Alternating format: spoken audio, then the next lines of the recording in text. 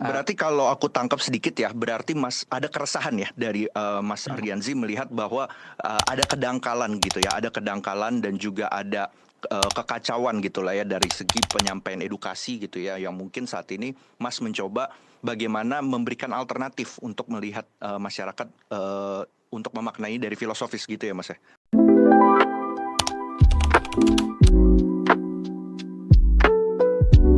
Oke, halo teman-teman semua. Selamat datang kembali di program Ruang Gagasan, di mana di sini kita akan ngobrol, berdiskusi dengan narasumber yang kita undang di program kita kali ini, dan kita akan mengelaborasi pemikiran-pemikiran dan gagasan dari beliau yang mungkin kita bisa gali ya latar belakang dan juga makna di balik gagasan yang beliau sering suarakan juga di publik. Dan juga narasumber kita kali ini mungkin seorang content creator. Kebetulan saya juga sering mengikuti berbagai gagasan beliau yang sering beliau sampaikan khususnya di platform YouTube ya. Dan hari ini saya senang banget bisa ketemu dengan beliau, meskipun terpisah jarak dan waktu, tapi kita bisa bertemu secara virtual melalui platform ini. Saya langsung sapa aja mungkin Mas Ardiansyah, aka Ardianzi. Halo, selamat siang Mas. Selamat siang, Mas Thomas. Mas, aku langsung mungkin mau bertanya Mas. Sebagai seorang yang juga menikmati ya berbagai konten-konten dari Mas Ardianzi, eh, aku mengikuti perjalanannya ya, dan akhir-akhir ini mungkin Mas Ardianzi sering mengangkat berbagai edukasi ya, dan juga literasi terkait dengan filsafat khususnya ya. Mungkin aku bisa dikoreksi juga kalau memang salah. Mungkin ada latar belakang dan tujuan tertentu dari Mas Ardianzi yang dulunya mungkin sering mengangkat sejarah, dan beberapa akhir ini mungkin lebih ke arah filsafat. Mungkin ada latar belakang mungkin dari Mas Ardianzi kenapa fokus sekarang di filsafat? Oke, Mas. Hmm. Sebenarnya dari dulu harusnya kami sudah di studi humaniora gitu kan. Hmm. Humaniora yang berarti semuanya harusnya dibahas dari sejarah, eh, mitologi, bahkan bahasa, sastra, dan juga filsafat ini. Dan akhir-akhir ini lebih fokus di filsafat mungkin karena ada semacam apa? Ada semacam keinginan mungkin. Keinginan karena melihat ada apa ketidakstabilan dari luar itu orang-orang sudah mulai nggak paham mungkin dengan dunia yang penuh dengan apa nih eh, ketidakjelasan bisa dibilang agak-agak gimana Hmm. sih, Hmm. tapi memang kalau kita lihat sebagian besar waktu yang kita habiskan itu harusnya itu termasuk sosial media gitu, dan di situ kelihatan informasi-informasi yang berikan oleh orang-orang itu, yang disediakan oleh orang-orang biasanya itu dangkal dan penuh dengan apa disrupsi sosial gitu. Hari ini yang benar itu adalah A, besok itu yang benar adalah B gitu, gitu-gitu semuanya. Jadi sebenarnya uh, mungkin salah satu alasan yang perlu di sini, kenapa perlu filsafat itu dibahas, untuk mengajarkan mungkin, atau untuk memberitahu kepada orang-orang bahwa ada loh semacam pemahaman gitu, pemahaman filosofis yang bisa kita perdalami mungkin untuk bisa mengetahui gitu, untuk bisa menavigasi semua keanehan-keanehan di dunia ini bisa dibilang. Mas, Uh, berarti kalau aku tangkap sedikit ya, berarti Mas ada keresahan ya dari Mas Ardianzi melihat bahwa ada kedangkalan gitu ya, ada kedangkalan dan juga ada kekacauan gitu lah ya dari segi penyampaian edukasi gitu ya, yang mungkin saat ini Mas mencoba bagaimana memberikan alternatif untuk melihat masyarakat untuk memaknai dari filosofis gitu ya Mas ya. Benar Mas. Hmm. Sama juga salah satunya ada semacam apa gelombang kesedihan mungkin. Agak-agak gimana sih memang. Tapi kalau kita coba scrolling, bakal banyak kita temukan orang-orang yang mengatakan bahwa kehidupan mereka itu sudah uh, tidak stabil gitu. Ada semacam kehampaan di sana. Orang-orang tidak tahu lagi mau ngapain gitu. Kalau saya sebenarnya mulai merasakan ketika teman-teman saya sendiri itu mengatakan mereka tidak punya alasan justru untuk bangun dari tempat tidurnya sendiri. Itu kan sangat sangat rusak sebenarnya pertanyaan-pertanyaan seperti itu. Uh, Mungkin salah satu alasannya dari ketidakstabilan sosial yang tadi, dan juga orang sudah tidak tahu gitu arti atau makna dari kehidupan mereka sendiri. Dan kalau kita kembali ke yang tadi, konten-konten apa yang dangkal gitu, itu seharusnya mungkin bisa membuat kita berefleksi itu, tapi tidak cukup untuk membuat kita uh, memahami, memberikan, membuat kita bertanya lebih dalam bisa dibilang, atau memahami sesuatu itu dengan lebih dalam lagi. Jadi itu sebenarnya kenapa kami lebih fokus lagi sedikit dengan Memang filsafat. melihatnya berarti Mas, berarti memang nggak bisa dipungkiri, saya juga memang menyaksikan ya, memang banyak sekarang orang jadi kehilangan makna dan tujuan hidupnya di tengah gempuran semua ekonomi, gempuran semua informasi ya Mas ya. Jadi memang filsafat ini mengajak kita untuk lebih ke arah merefleksikan diri kembali soal makna dan tujuan hidup ini ya Mas ya. Benar Mas, kalau saya mikirnya memang seperti itu. Nah Mas, mungkin aku masuk berarti sekarang menurut seorang Mas Ardianzi gitu ya, apa definisi dan makna filsafat itu sendiri Mas? Nah, kalau kita berangkat dari yang tadi, harusnya filsafat itu justru, walaupun secara etimologi itu apa, mencintai kebijaksanaan gitu, tapi Ya. itu justru lebih dalam harusnya. Saya berangkat dari Pierre Hadot, itu mengatakan bahwa filsafat itu adalah way of life katanya, cara untuk hidup, cara menjalani kehidupan gitu. Karena dia melihat di filsuf-filsuf modern sekarang yang di akademik gitu, profesor-profesor itu mereka cuma fokus ke metode gitu, metode berpikir. Jadi mereka mungkin harusnya master of reason mungkin bisa dibilang. Mereka itu sangat sangat pandai dalam berpikir gitu. Tapi kalau kita mundur ke belakang ke filsafat-filsafat apa namanya, antik gitu, filsafat-filsafat yang dulu, yang eh, klasik, mereka itu sebenarnya menggunakan filsafat untuk kehidupan mereka sendiri, cara untuk menghidupi kehidupan gitu bisa dibilang. Tidak cuma sekedar berpikir aja gitu, karena semua semua tindakan kita harusnya dimulai dari berpikir itu juga kan, berpikir, berkehendak, berperasaan atau apapun lah itu. Tapi memang saya melihat bahwa filsafat ini adalah cara untuk hidup gitu, way of life, berangkat dari Pierre Hadot yang tadi. Dan Mas, juga berarti kalau dari sini ada perbedaan antara berfilsafat dan belajar ilmu filsafat, Mas. nah iya, memang harusnya ada sedikit perbedaan misalnya. Belajar filsafat itu mungkin lebih akademis gitu, lebih metodologis dan berbasis teks harusnya. Mereka itu belajarnya itu mirip-mirip dengan belajar humaniora yang tadi sebenarnya. Ya. Belajar tentang sejarahnya gimana, sainsnya gimana gitu. Kenapa konteks sosialnya itu, kenapa ini muncul gitu. Dan metodologis yang kembali ke yang tadi, itu biasanya di filsafat analitik namanya. Filsafat analitik itu mereka belajar bagaimana cara berpikir yang benar gitu. Bisa dibilang. Uh, mereka mencari tahu apa makna dari bahasa itu sendiri dan menggunakan filsafat mirip-mirip seperti matematika gitu. Kalau dari filsafat analitik yang tadi. Tapi kalau kita berangkat dari filsafat yang lebih uh, klasik bisa dibilang, mereka itu justru melihat filsafat itu adalah kehidupan itu sendiri bisa dibilang. Jadi kalau misalnya kita mencoba membedakan, harusnya ilmu filsafat itu mirip-mirip dengan peta mungkin. Peta, terus berfilsafat itu adalah bagaimana cara kita menjalaninya gitu dalam proses dari A ke tempat A ke B mungkin. Itu kalau saya mencoba untuk Iya. Berarti memang kalau melihat hal ini memang bagaimana ya, khususnya paling tidak di masyarakat Indonesia adanya kesadaran untuk berfilsafat ya dalam mereka menjalani kehidupan ya Mas ya. Ya. Nah, dari sini Mas, saya mungkin ya berpendapat mungkin filsafat ini sendiri nggak bisa dipungkiri masih tergolong dalam tanda kutip elit gitu lah Mas ya. Elit dalam arti elit hanya dipelajari untuk orang-orang yang memang pintar, orang yang cerdas gitu ya. Memang belum membumi, kalau saya bilang belum membumi secara grassroots gitu ya. Kenapa nih Mas? Khususnya di Indonesia filsafat ini masih dianggap sangat elitis gitu lah ya. Memang hanya orang-orang yang memang tadi ya tergolong, kalau udah ngeliat orang filsafat, oh ini pasti orang pintar nih, orang kritis, orang logis gitu, orang sistematis, orang rasional dan lain sebagainya. Memang susah sih Mas untuk membumikan filsafat ini sebenarnya, karena memang bahasa dan gaya penulisannya itu di buku-bukunya pun sangat sulit, apalagi Jerman gitu. Nah, kemunculan bahkan nih Mas Hmm. apa namanya, fakta fakta apa, fakta lucu, nggak tahu Hmm. apa namanya, tapi Ya. filsafat analitik yang tadi, bukan kontinental, Hmm. itu munculnya justru karena mereka susah untuk memahami filsafat itu sendiri. Hmm.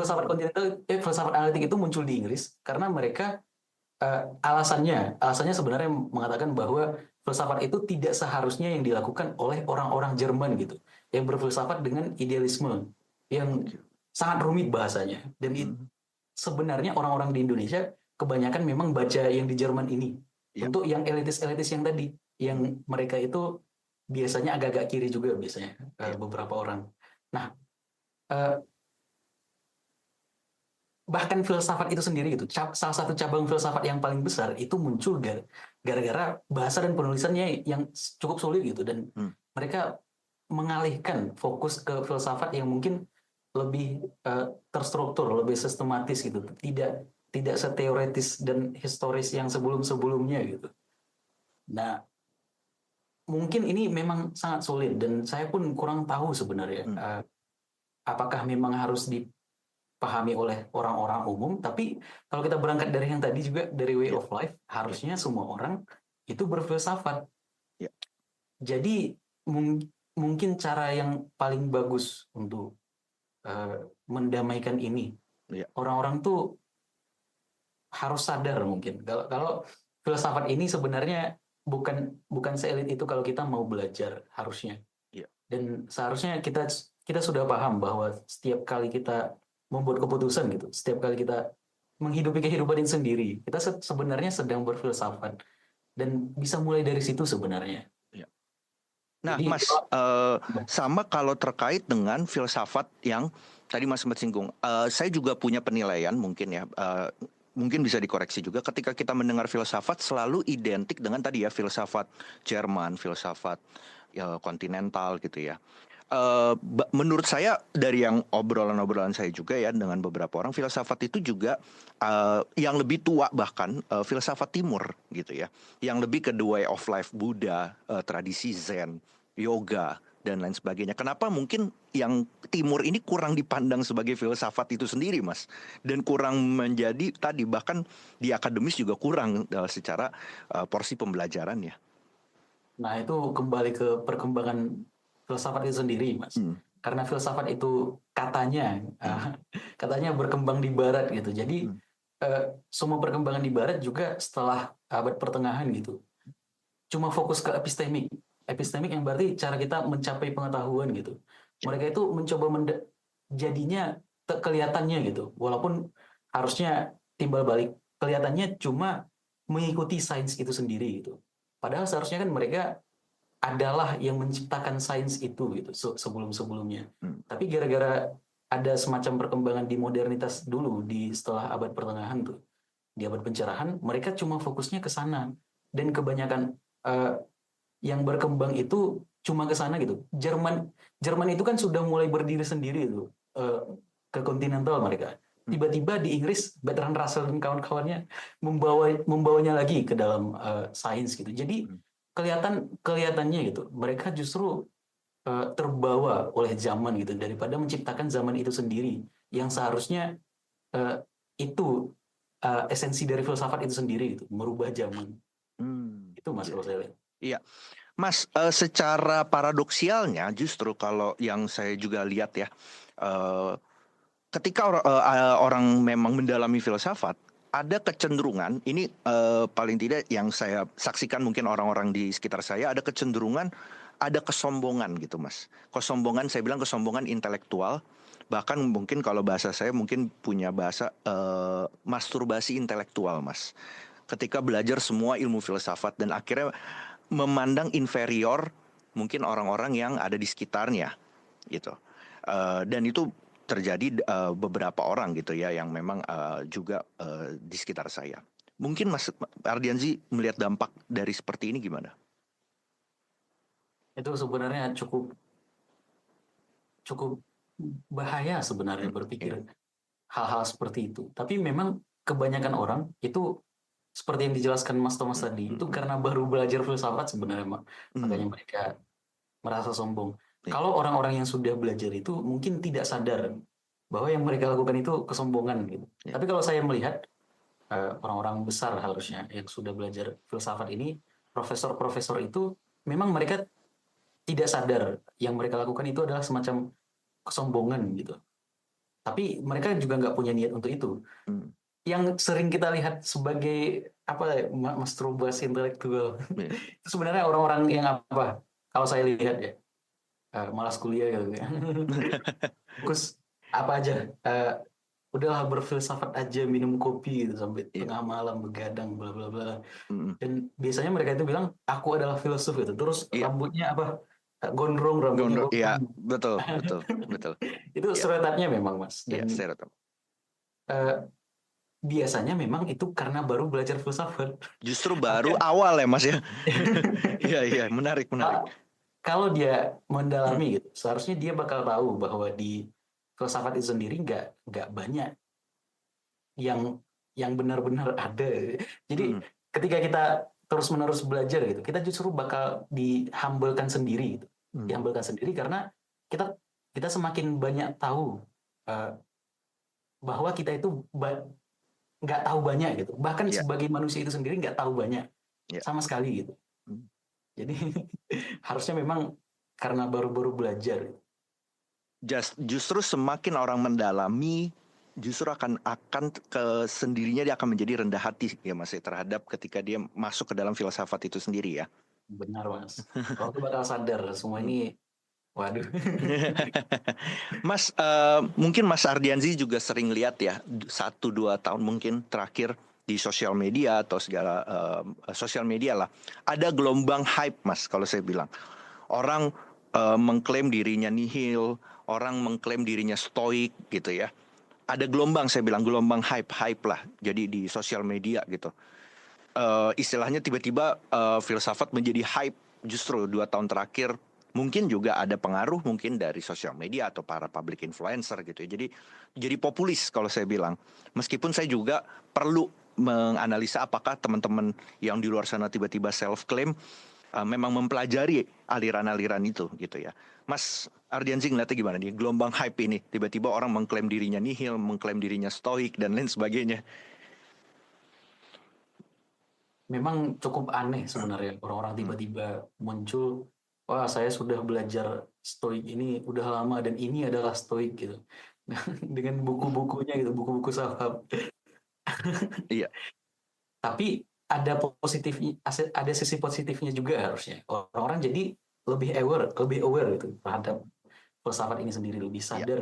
Jadi mungkin itu salah satu jalan untuk orang-orang tuh lebih terbuka terhadap filsafat yang cenderung elitis dan memang sangat susah untuk dipahami. Betul. Jadi lebih aksesibel mungkin orang-orang dan tapi trade off-nya ya yang tadi yang dijelaskan Mas tadi bahwa filsafat itu kadang jadi dangkal dia, jadi disederhanakan secara berlebihan. Dan yang lebih parahnya itu justru dijadikan justifikasi gitu, justifikasi terhadap entah kemalasan bagi orang-orang stoik gitu, pasif atau kemalasan gitu, atau terhadap atau nihil gitu. Mereka itu jadi lebih sinis, jadi lebih apa juga superior gitu. Oh aku lebih keren karena aku memahami ini dan lain. Tapi yang pasif itu juga sebenarnya cukup bermasalah, apalagi di kita yang demokrasi gitu. Ada akhir-akhir ini ada juga saya melihat, saya nggak mau point out sebenarnya orangnya siapa, tapi sudah mulai mengatakan mengembangkan kembali ide-ide stoik ini bahwa hal-hal eksternal seharusnya tidak kita urus, hal-hal internal yang harusnya kita pikirkan gitu, kita permasalahkan gitu. Nah, masalahnya posisinya di sini itu mereka adalah rakyat demokratis gitu, yang berarti harusnya mereka juga ikut urusan eksternal ya Mas ya. Iya, urusan eksternal yang tadi bukan Betul. nggak benar-benar eksternal kali sebenarnya, karena semua orang di dunia modern gitu itu dianggap raja dalam pemerintahannya sendiri gitu. Nah, itu justru bermasalah gitu, jadi pasif dia. Dan itu hal-hal besar lah. Kalau hal-hal sesimpel belajar mungkin udahlah, kesuksesan atau apapun itu bukan bukan menciptakan kebahagiaan Iya, gitu. Itu betul. jadi Jadi salah kaprah ya Mas ya. Kalau saya sih melihatnya hype ini sebenarnya emang harus dimaknai positif. Kalau saya setidaknya ketika dia udah tahu, itu jadi pintu gerbang dia untuk belajar lebih dalam gitu. ya benar. Jadi pintu gerbangnya tadi betul Mas, kalau dikaitin dengan elit tadi, oh ini udah mulai nggak elit nih. Jadi setidaknya udah ada enter point lah setidaknya. Bukan tiba-tiba langsung mengklaim gitu. Setidaknya oh mereka udah tahu, mereka belajar lagi lebih dalam gitu. Jadi akhirnya filsafat bisa menjadi membumi, sedikit lebih membumi, dan akhirnya bisa juga di grassroots gitu Mas. Ya. Iya. Mas Ardi, aku mau tanya mungkin dari balik lagi karena di ruang gagasan ya. Ide atau gagasan Mas soal nihilisme dan juga eksistensial itu seperti apa Mas? Nah, kalau kita kembali ke yang tadi, yang pembahasan mengenai uh, aliran-aliran hype yang dijelaskan Mas Thomas tadi, harusnya kita juga tidak boleh mereduksi itu. Kalau ingin tahu nihilisme ya Ya, harus banyak kita baca buku. ya, ya. Tapi memang kalau kita coba sederhanakan gitu, simplifikasi bisa dibilang. Mereka itu mencoba untuk mengatakan bahwa realitas atau kebenaran gitu, realitas itu sendiri dan cara kita untuk mencapai realitas atau kebenaran itu sudah tidak mungkin. Jadi makna makna itu sendiri tidak bisa dicapai. Dan biasanya nihilisme ini berfokus ke kehidupan gitu. Kalau misalnya kita sebagai manusia itu tidak bisa mencapai kebenaran itu sendiri, berarti makna itu sendiri, berarti kehidupanku sendiri pun tidak bermakna gitu. Itu sebenarnya uh, yang paling dominan mungkin penjelasan-penjelasan mengenai nihilisme ini gitu. Nah, konsekuensinya uh, ada dua. Salah satu yang paling besar itu di revolusi Rusia. Revolusi Rusia itu revolusi nihilis namanya. Sebelum Bolshevik itu 30-40 tahun sebelumnya. Orang-orang orang-orang di Rusia itu membunuh para SARS dan orang-orang elit gitu dan juga agamawan-agamawan karena mereka merasa bahwa itu tuh tidak mencerminkan kebenaran. Kami tidak mempunyai kebenaran apapun gitu dan konsekuensinya jadi orang-orang yang penuh dengan kekacauan gitu, kekerasan jadinya. Dan itu dijelaskan sama Dostoyevsky juga di tulisan-tulisannya. Yang pertama itu di Demons, itu mereka yang nihilis tidak punya apapun tapi masih pengen mendapatkan status politik yang tadi. Jadi mereka menghancurkan politik yang ada dan masuk ke politik itu gitu. Dan seluruh yang menjaga itu bisa dibilang dan agama-agama yang tadi juga kan gereja-gereja pun dibakar pada masa itu.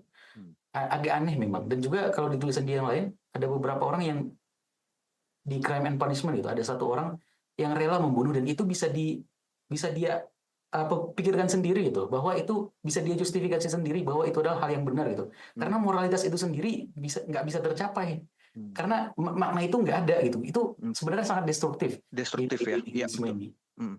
Dan kalau dari Nietzsche bilang nihilisme itu orang-orang yang nihil itu mereka justru seperti orang-orang modern sekarang yaitu pasif konsumtif bisa dibilang. Iya, betul. Mereka tidak ngapa-ngapain, cuma uh, belanja ini belanja itu untuk mengisi rumah dengan barang-barang IKEA mungkin atau lemari dengan baju-baju yang banyak. Betul. Dan makan burger, makan pizza di depan TV. Itu aja. Dan mereka merasa bahwa mereka sudah mencapai kebahagiaan gitu. Itu dia tulis di Das Zarathustra. Nah, ini jadi masalah kan?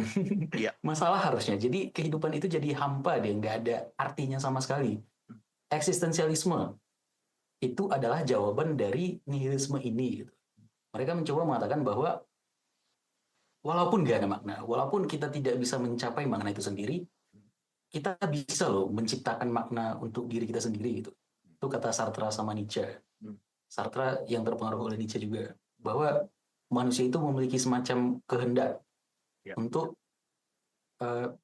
membuat kehidupan dia sendiri lebih bermakna gitu.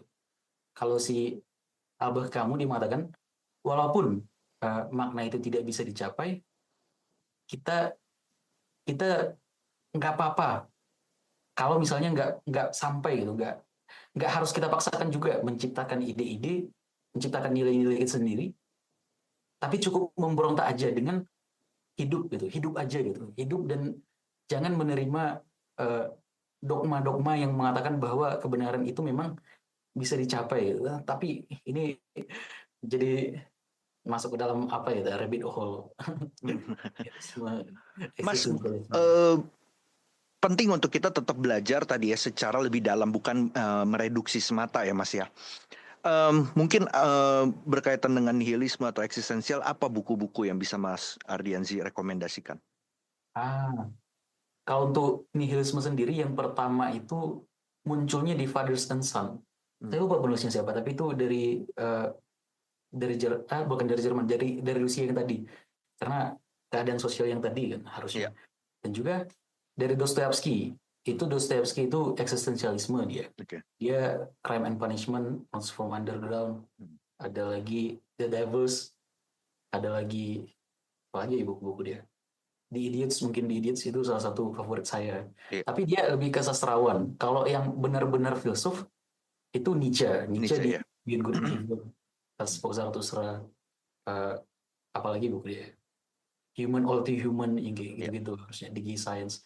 Terus si Sartre juga, Sartre dengan Existentialism is a Humanism, atau dari Albert Camus, The Stranger, dan juga The Myth of Sisyphus.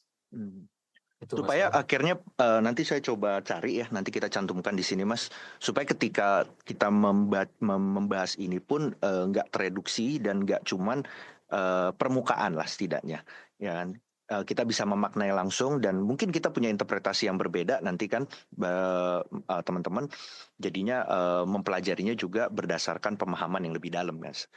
benar, Mas, saya mau geser sedikit Mas, soal realitas ya. Gimana mungkin Mas Ardianzi dalam perjalanannya memaknai realitas? Apakah memang realitas ini mendefinisikannya seperti apa, gitu? Apakah terkait memang apa yang kita lihat dengan panca indera ini memang bukan sesuatu yang real, atau mungkin realitas itu sendiri ya adalah mungkin kehidupan yang memang udah mengalir? Seperti apa Mas? panjang ini Mas kalau realitas. Tapi memang dari dulu, bahkan Aristoteles gitu, salah satu filsuf yang harusnya paling besar, salah satu di samping di samping Plato, di bukunya di Metafisik, di akhir justru mengatakan setelah dia menulis banyak nih, hampir 500 buku katanya, dan terbakar di Alexandria, dan sudah panjang dia ini mencoba mencari kebenaran ini, realitas ini gitu. Di akhir pun dia bilang there must be something which moves things without itself, itu mencoba untuk menjelaskan kebenaran yang tadi. There must be katanya, bukan benar-benar ada. Berarti itu dia sendiri aja yang sudah filsuf sangat gede gitu, dan sudah mendedikasikan seluruh kehidupannya, susah untuk menjawab apakah memang ada gitu. Kalau kita pakai yang tadi juga, sebenarnya yang realisme idealisme gitu sebenarnya mencoba untuk menjelaskan apa yang kita persepsikan saja sebenarnya. Realisme mengatakan, Aristoteles tuh, bahwa apa yang kita lihat, apa yang kita sadari, ini senses yang tadi yang dijelaskan Mas Rian tadi, Mas Thomas, itu adalah kebenaran gitu. Apa yang kita lihat itulah yang asli. Itulah kalau dia mengatakan. Idealisme mengatakan yang kita lihat itu belum tentu yang asli, itu adalah bayangan dari apa yang ada di dunia ide gitu, kata Plato. Tapi justru ada juga yang mengatakan kesadaran itu sendiri yang lebih asli daripada yang kita lihat, bisa dibilang. Itu fenomenologi harusnya. Tapi kalau di ide-ide sekarang sebenarnya mengatakan lebih ke Pantarei harusnya. Kembali lagi ke filsuf-filsuf sebelum Socrates. Di Heraclitus katanya tidak ada kebenaran yang pasti. Semuanya berubah gitu. Dan kalau kita dengar-dengarkan Mas, orang-orang public figure nih kalau mengatakan apa sih kebenaran? Biasanya mereka bilang kebenaran itu adalah konstruksi sosial gitu, yang Ya, sama-sama kita pahami adalah kebenaran gitu. Itu kan ya, postmodernisme sekali sebenarnya. ya, Itu bukan kayak berarti nggak ada loh, nggak ada berarti yang kita yang kita capai, yang ya, ingin kita capai dari apa ini dari dulu gitu. Realitas itu berarti nggak ada, berarti ya, cuma eh, yang kita sama-sama setujui aja ya. secara sosial gitu. Itu Kita sebenarnya kita yang mengembangkan, manusia sendiri yang mengembangkan kebenaran itu, Mas ya, dan ya, melestarikan.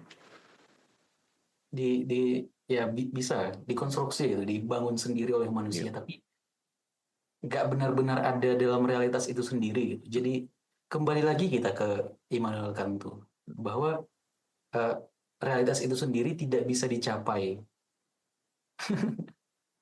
Numena katanya. Ya, ya. Mas, aku ke-trigger dikit nih tadi gara-gara Mas sempat singgung soal kesadaran ya. Eh, se apa ya, pemikiran Mas, eh, kalau saya mau geser soal kesadaran, mana Mas yang terjadi? Apakah kompleksitas biologis manusia yang membentuk kesadaran, atau kesadaran manusia yang membentuk kompleksitas biologis kita? Waduh, ini debat besar sebenarnya di Ya, filsafat kesadaran tuh, Mas. ya, ya. Dan kalau saya ngasih klaim di sini bisa didebat habis saya ini. Boleh dijelaskan aja situasi perdebatannya buat orang-orang yang dengerin, Mas, mungkin.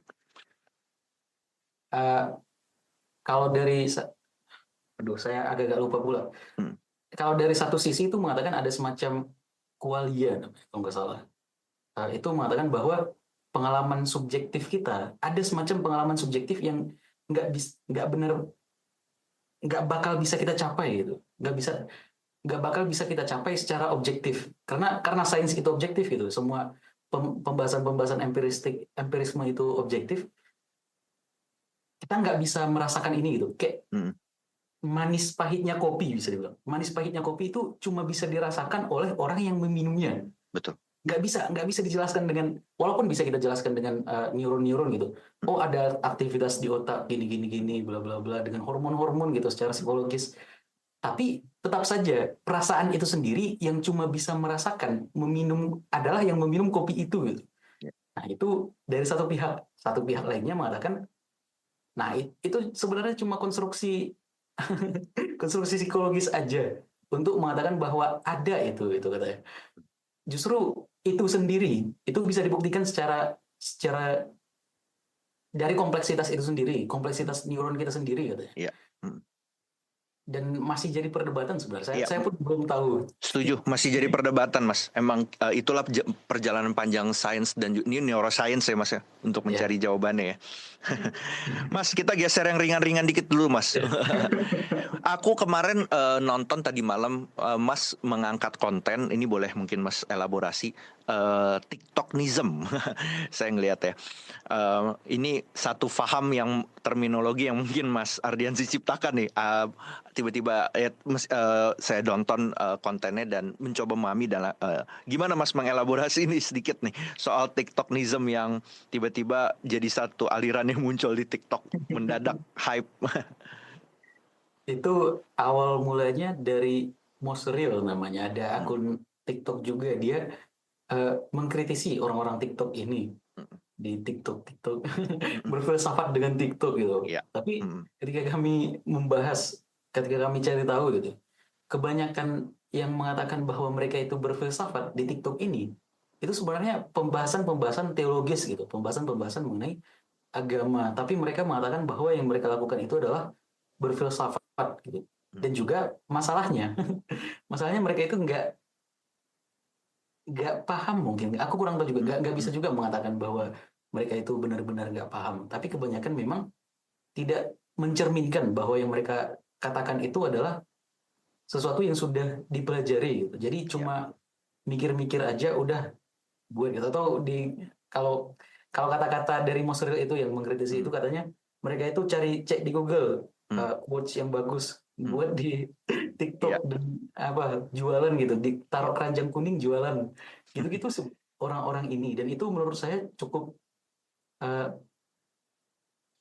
agak agak gimana gitu. Jadi, Iya, jadi dirusak ide-ide filsafat ini, dan di, dirusak image-nya, mungkin iya. bukan ide-idenya, tapi jadi bermasalah gitu. Dan Mas, berarti gini, sebenarnya dalam satu sisi perlu untuk satu gagasan lagi ya, bagaimana memoderasi ini. Jadi filsafat menjadi lebih membumi, tetapi dengan step atau langkah yang benar. Apa gagasan yang Mas tawarkan? hmm, itu mungkin eh, balik-balik lagi harusnya dengan yang biasanya disarankan oleh filsuf-filsuf Indonesia, harusnya juga, Hmm, yang mengatakan eh, bahwa kita harusnya belajar sejarahnya dulu, mungkin hmm, yang paling dasar dulu, sejarah pemikiran filsafat itu bagaimana. hmm. Mungkin baca buku Russell tuh yang Iya, paling sering direkomendasikan iya. orang-orang. Aku sebenarnya, menurutku nggak bagus tuh ya. Hmm. Iya, iya, iya, iya. Eh, Mungkin belajar dari sejarahnya dulu bagaimana, terus secara teoretis itu apa saja. Mungkin yang paling dasar ada tiga harusnya: Hmm, metafisika, epistemologi, dan iya, juga aksiologi gitu. aksiologi. Iya. Mereka harusnya belajar itunya dulu, baru belajar ide-ide dari filsuf-filsuf ini gitu. Perkembangan dari ide-ide ini bagaimana, baru mungkin berfilsafat. Iya. Jangan langsung bilang-bilang, oh aku adalah filsuf, ini Iya. adalah filsafat gitu. Berarti untuk konten-konten di TikToknism ini memang ya sebaiknya tadi ya balik lagi ya tadi mengangkatnya mulai dari tadi ya sejarah pemikirannya dulu gitu ya supaya balik lagi masyarakat teredukasi juga ya Mas ya, nggak Nah, langsung tiba-tiba lahirlah sebuah kalimat kata-kata diiringi musik kalau Mas Ardi bilang ya kan, iya kan itu yang memang khawatirnya akhirnya dangkal itu ya Mas ya. ya benar mas. Dan juga kami kami lihat sebenarnya, kami scrolling kemarin kan, Mm. dan nemu satu cara orang tuh belajar gini: marilah membaca tanpa buku, menulis Wah, tanpa pena gitu. Apa itu?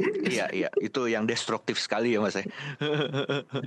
Benar tuh, Iya Musto iya Mas. Wah, iya iya. bahaya bahaya. Bahaya sekali kan.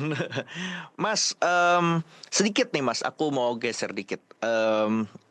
Bagaimana em, filsafat ini juga mungkin yang perlu aku pribadi ya Mas ya, mungkin nggak tahu kalau dari Mas Ardi, meluruskan bahwa filsafat itu juga bisa membuat kita semakin dalam dalam meyakini iman dan kepercayaan kita, bukan semakin menjauh. Karena dulu zaman saya, ketika kita ngeliat orang filsafat gitu ya, wah ini udah pasti ateis gitu. Dulu dulu stereotipnya kayak gitu Mas. Dulu zaman saya, nggak tahu kalau zaman sekarang ya, udah pasti ateis. Tapi kalau saya percaya bahwa filsafat itu memang juga akan membantu menebalkan apapun iman dan kepercayaan kita. Gimana mungkin pandangan Mas Ardi? Saya kembali ke sejarah dulu mungkin Mas. Ya. Karena saya sendiri kalau sebagai otoritas mungkin akan eh, belum bisa, karena masih muda dan lain-lain lah. Hmm. Kalau kita kembali ke Fideisme yang mengatakan bahwa iman itu lebih tinggi harusnya daripada reason atau Hmm. akal. Karena akal manusia sebenarnya sejauh apa eh, pemikiran manusia itu sendiri bisa Hmm. mencapai kebenaran, bisa dibilang. Hmm. Hmm. Dan sangat susah, dan nggak mungkin juga Ya, Aristoteles saja nggak capek bisa. dia Iya, iya. untuk mencapai itu, dan Hmm. nggak sampai-sampai. Hmm. Ini sebenarnya dari Kierkegaard gitu, dia Iya. mengatakan bahwa, kalau saya lebih lebih pro ke sini mas, Hmm. dia mengatakan kita seharusnya melakukan semacam leap of faith atau lompatan iman gitu, bahwa yang kita imani itu adalah sesuatu yang tidak dirasionalisasikan sebenarnya, Iya. tapi kita percayai, dan itu harusnya lebih mendalam daripada cuma dipikir-pikirkan secara matematis itu, satu Hmm. sama dengan dua gitu tuh Hmm. tiba-tiba muncul apa. Hmm. Walaupun sebenarnya rasionalisme itu sendiri digunakan para teologis dulu di Hmm. abad pertengahan untuk mencapai kebenaran tertinggi yang tadi, Hmm. iman lah bisa Hmm. dibilang. Hmm. Eh, Kayak Thomas Aquinas, Aku. orang di apa juga di Baghdad juga harusnya orang-orang Hmm. kayak Ibn Sina, Hmm. Al-Farabi, Hmm. eh, dan juga modern juga harusnya René Descartes tuh katanya. Hmm. Harusnya ada Tuhan nih yang membuat kesadaranku itu ada gitu. Hmm. Dia dia mencoba menjelaskan itu secara logis pun bisa dibaca di First Meditation of Philosophy. Lupa gue namanya, mirip-mirip itulah. Yeah. First Meditation. Tapi saya memang kalau pro-nya itu lebih ke Kierkegaard yang lompatan iman gitu, bahwa rasionalitas itu sendiri tidak bisa benar-benar kita pegang sebenarnya. Jadi harusnya menggunakan pengalaman kita yang lebih mendalam, yaitu iman, dengan cara kita melakukan lompatan iman gitu. Kita melakukan sesuatu itu karena kita percaya gitu, percaya secara mendalam, bukan cuma kita kalkulasi gitu terus kita lakukan sesuatu. Itu sih Mas. Oke. Mas, mungkin 2 pertanyaan terakhir ya Mas ya. Bagaimana filsafat ini bisa masuk menginternalisasi ataupun juga membantu manusia mendapatkan ketenangan dan juga mungkin kebahagiaan di tengah kondisi yang semakin kompleksitas ini, Mas? Ya Mas. Saya baru baca Ernest Becker, The Denial of Death katanya, itu cukup mendalam bisa dibilang. Sebenarnya manusia itu kalau saya melihat ada 2 gitu, orang yang sangat nyaman atau orang yang sangat terganggu gitu. Dan orang yang sangat nyaman harusnya tidak butuh lagi dengan kenyamanan, walaupun sebenarnya bisa dipermasalahkan di sini, diperdebatkan bisa dibilang. Dan di sini orang-orang yang cukup terganggu gitu. Dan filsafat itu berada di dua-duanya. Mereka itu bisa menyamankan orang yang sudah terganggu dan mengganggu orang-orang yang sudah nyaman gitu. Karena terlalu nyaman pun sebenarnya bukan berarti kehidupan itu baik gitu kan. Kayak Socrates yang bilang kan, hidup yang tidak ditelusuri itu adalah hidup yang salah, hidup yang buruk katanya. Harusnya filsafat itu sendiri bisa ada di dua-duanya gitu, mencapai kebahagiaan manusia itu, bukan cuma ketenangan, bukan cuma kenyamanan atau ketergangguan bisa dibilang. Jadi mencapai kebahagiaan atau ketenangan yang dijelaskan Mas Thomas tadi. Kalau kita berangkat dari Kierkegaard, dia mengatakan dalam The Denial of Death yang saya baca tadi, dia sebenarnya pendekatannya psikoanalitik. Tapi dia mengatakan bahwa Kierkegaard itu sendiri adalah psikoanalitik pertama gitu, karena dia mencoba menjelaskan bahwa pengalaman manusia itu sangat sangat mengerikan bisa dibilang, sangat penuh dengan rasa takut akan kematian atau rasa kejiwaan, rasa keragaan.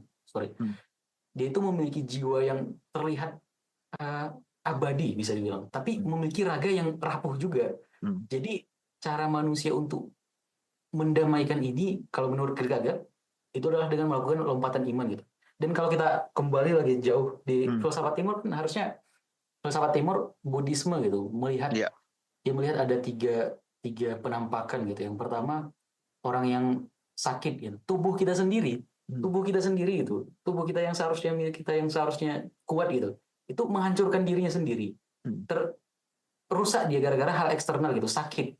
Terus ada orang tua gitu, orang tua itu berarti dia karena waktu aja, bukan hal eksternal, tubuh sendiri itu merusak dirinya sendiri itu secara dalam waktu yang lama ini. Dan yang ketiga gitu, dia melihat orang mati dan pada akhirnya bakal mati. Kayak kalau kita melihat kan kesadaran kita itu merasa bahwa wah, jiwa kita pasti abadi gitu. Tapi itu sangat bertentangan dengan raga kita sendiri yang mengatakan bahwa enggak gitu juga, raga kita bakal habis gitu, bakal mati. Dan filsafat banyak yang mencoba mengeksplor ide-ide ini, termasuk eksistensialisme yang tadi. Boleh Buddhisme, boleh eksistensialisme dari Kierkegaard gitu, atau eksistensialisme yang setelahnya gitu, dari Nietzsche, dari Sartre juga, Albert Camus gitu, atau mungkin kita kembali ke etika Hellenistik yang stoikisme gitu, Pyrrhonisme, apalagi ya, Epikureanisme gitu. Epikureanisme mengatakan kita seharusnya tidak takut mati karena kematian itu ada ketika kita tidak ada gitu katanya. Hmm. Ketika kita ada, kematian itu nggak ada. Ketika Iya. kematian itu ada, kita tidak ada gitu. Hmm. Itu salah satu yang paling terkenal harusnya. Iya. Dan menurut saya cara untuk mencapai ketenangan itu boleh dipelajari salah satu. Iya. Kalau dari saya sendiri agak susah memang Mas. Karena otoritas filsafat ini karena bukan filosof. Iya, kembali lagi ya Mas, ya tadi the way of life itu sendiri yang udah kita bahas Ya, di awal ya. kembali ke Mas, orangnya berarti Mas. iya Ya. betul. Mas, menurut Mas Ardi, mungkin nggak kalau filsafat ini memang menjadi satu yang tadi ya the way of life dan bisa untuk diajarkan khususnya di kurikulum pendidikan formal? Itu sebenarnya permasalahan saya dari kecil. Hmm.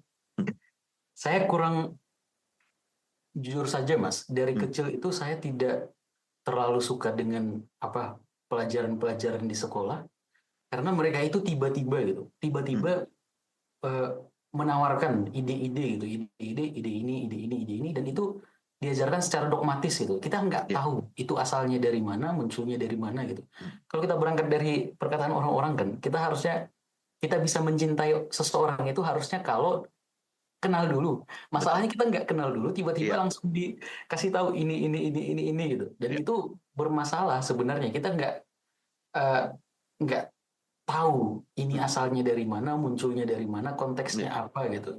Padahal kalau kita berangkat dari filsafat dulu, harusnya semua yang apa-apa ini, semua penjelasan mengenai apa, bagaimana, Hmm. itu bisa dimulai dulu dengan kenapanya gitu ya. Berarti filsafatnya dulu harusnya yang dijelaskan, baru dijelaskan yang lainnya. Walaupun sebenarnya nggak tahu saya apakah itu bisa diaplikasikan di pendidikan formal gitu, karena Hmm. belum banyak mungkin yang saya baca tentang riset-risetnya, bagaimana pengaruhnya gitu, pengaruh baik itu psikologis atau akademik gitu kepada anak-anak, apakah akan lebih bagus atau justru lebih bagus yang tradisional gitu, kayak dengan bagaimana dan apanya dulu gitu. Kayak oh, pembagian hewan itu ya ini gitu, walaupun seharusnya kalau dari mata saya secara subjektif lebih bagus kita tahu dulu kenapa hewan-hewan itu harus dibagi, Betul. kenapa Setuju. apa alasan kita mengetahui nama-nama hewan, karakter-karakternya gitu dan Iya. lain-lain. Iya. Dan juga sosial gitu. Kita belajar bahwa kita itu berada di demokrasi gitu. Demokrasi Iya. itu seperti ini, bla bla bla Iya. bla bla. Atau di ekonomi gitu. Ekonomi adalah permasalahan tentang apa ya? Kelangkaan biasanya Mas kita diajarin kan, scarcity. Scarcity, ya. Ada material yang terbatas dan keinginan Iya. manusia yang tidak terbatas gitu. Iya. Dari mana klaim-klaim ini? Iya. Keinginan Iya. manusia tidak terbatas itu dari mana? Iya. Dan Iya. material dan lain-lain lah. Kalau kita belajar itu dulu kan harusnya kayak misalnya perjalanan Adam Smith gitu, kita belajar Iya. dulu itu bagaimana dia merumuskan gitu Iya, setuju. makna-maknanya. Kita jadi lebih peduli dengan apa yang Iya. diajarkan. Jadi Gitu. belajar dari latar belakang tadi ya, misalnya Adam Smith ketika gimana dia menemukan dan sampai latar belakang menulis The Wealth of Nation itu sendiri. Jadi kita tahu latar belakang di balik itu semua ya Mas ya. Benar Mas. Kalau menurut saya akan lebih bagus seperti itu, tapi nggak tahu lah. Iya, mungkin ya perjalanan panjang juga lah ya, balik lagi untuk pendidikan kita dalam hal ini untuk bisa filsafat ini ada di dalam bagian pendidikan formal ya gitu. Karena pasti kualitas balik lagi kualitas pendidikan kita pasti akan lebih baik Mas ketika anak-anak memang tahu gitu ya apa yang mereka pelajari, latar belakangnya seperti apa, dan mungkin mereka bisa menawarkan mungkin gagasan lainnya ketika mereka tahu konstruksi semuanya sebelumnya gitu kan. Nah, benar Mas, itu sangat bagus tuh sebenarnya. Kalau misalnya kita mengajarkan kenapa ide-ide itu muncul, seharusnya inovasi juga lebih tinggi karena Pasti. karena mereka tahu gitu munculnya itu dari sini, berarti Setuju. kalau misalnya dari sini munculnya apa gitu dan lain-lain. Dan harusnya orang-orang yang kita bilang IQ 78 dan lain itu nggak gitu lagi. Iya. Mereka justru jadi filsuf-filsuf selanjutnya ya. Iya. Terlalu besar tapi udah. Balik lagi jadinya ada dialektika lagi ya Mas ya di situ. Ya, Jadi mereka counter lagi dengan itu, nanti counter lagi, lahirlah berbagai alternatif jadinya kan. benar Mas. Mas ada plan khusus terakhir mungkin dari channel Mas atau mungkin Mas secara personal di tahun ini? Di tahun ini saya lagi belajar sih Mas, belajar dan membaca. Kalau di channel membaca dan menulis gitu, dan untuk ada nanti harusnya buku yang saya terbitkan. Waduh luar biasa. Promosi nih, promosi. Ini maksudnya benar-benar Mas lagi menulis sebuah buku berarti? Iya, kayaknya bakal lama harusnya. 2-3 tahun lagi. Apa nih Mas topiknya? Soal sosial, humaniora atau filsafat atau? Ya di filsafat harusnya di eksistensialisme nanti Mas. Itu di Oke. tentang yang tadi aku terinspirasi dari Ernest Becker tuh tentang kematian gitu ya. Oke. Berarti spesifik tadi ya terkait dengan filsafat lah ya Mas ya. Ya benar Mas. Oke. Mungkin ya kita tunggu Mas. Nanti kita pikirkan bagaimana launchingnya nanti. Kalau di channel tuh udah ada apa filosofi 101 gitu ya. Itu sebenarnya cara kami untuk menjelaskan sejarah filsafat yang tadi yang sangat dasar, pedoman dasarnya gitu.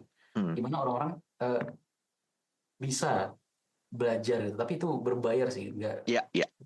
Cara orang support aja sebenarnya. Iya. Kalau mau belajar ya baca buku. Ya, itu juga setuju, menunjukkan bahwa ketika lo pengen serius ya lu siap untuk mengkomitkan waktu, tenaga dan materi lu. Jadi nggak sekedar itu bagian dari upaya sih Mas. Kalau saya selalu bilang gitu. Iya kan? Jadi kalau misalnya lu mau one-on-one ya lo komit gitu loh, ya kan? Itu justifikasinya lah Mas, bisa Iya, lah. iya. Nggak tahu lah. Lebih bagus sebenarnya baca buku tuh daripada. Iya, setuju. Tapi Gitu. kalau Jadi mau nonton dan mau bayar boleh. Oke, Mas Ardi, thank you Mas.